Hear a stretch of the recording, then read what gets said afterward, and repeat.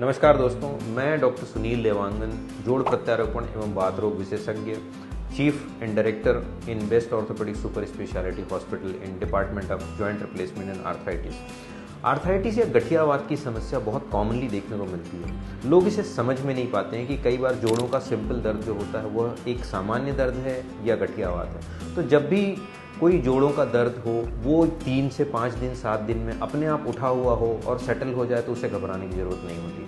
लेकिन यदि आपको ट्रीटमेंट के पश्चात भी यदि वह समस्या 2 सप्ताह 3 सप्ताह से ज़्यादा या महीने भर से ज़्यादा चलने लगती है, सुबह उठने पर जकड़न होती है, चलने में समस्या होती है, साधारण दवा का ट्रीटमेंट लेने के पश्चात भी यदि वो ठीक नहीं होता, एक साथ एक जोड़ के अलावा बहुत सारे जोड़ों में यदि समस्या शुरू हो जाती है तो यह बिल्कुल एक आर्थराइटिस का संकेत होता है। सबसे कॉमन आर्थराइटिस के रूप में हमें रूमेटॉइड आर्थराइटिस देखने को मिलता है। ये एक बहुत ही गंभीर प्रकार की समस्या होती है, आनुवंशिक समस्या होती है।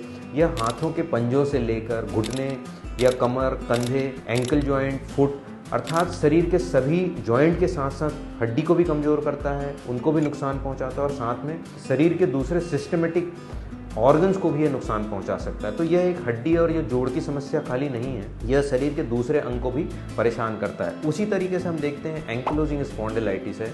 यह समस्या बच्चों में स्टार्ट होती है, 8 से 10 साल के खासकर मेल में बच्चों में यह शुरू होता है, कई बार पता नहीं चलता है।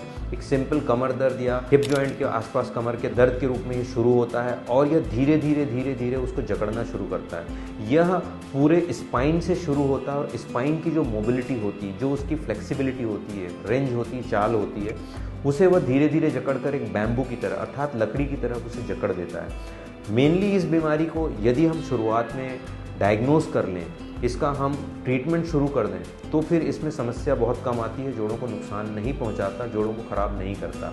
ऐसी सारी बीमारी का सबसे पहला फ़र्ज होता है, मुझे लगता है कि आप स्पेशलिस्ट से मिलें और उसके पश्चात उसका सबसे पहले आप डायग्नोसिस कंफर्म करें।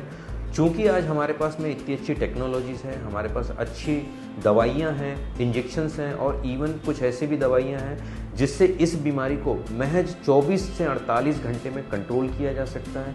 आपकी परेशानी को संभाल लिया जाता है बशर्ते आप जल्दी से जल्दी डॉक्टर के पास पहुँचें। मेरा कहने का मतलब ये है कि यदि आप बीमारी के लक्षण प्रोड्यूस होते ही, लक्षण दिखते ही यदि आप 10 से 15 दिन के अंदर डॉक्टर के पास पहुंच जाते हैं तो इस बीमारी को हम बिल्कुल कंट्रोल कर सकते हैं। जिसे आप लोग जड़ से ख़त्म करना कहते हैं, उसे हम जड़ से बिल्कुल कंट्रोल कर सकते हैं।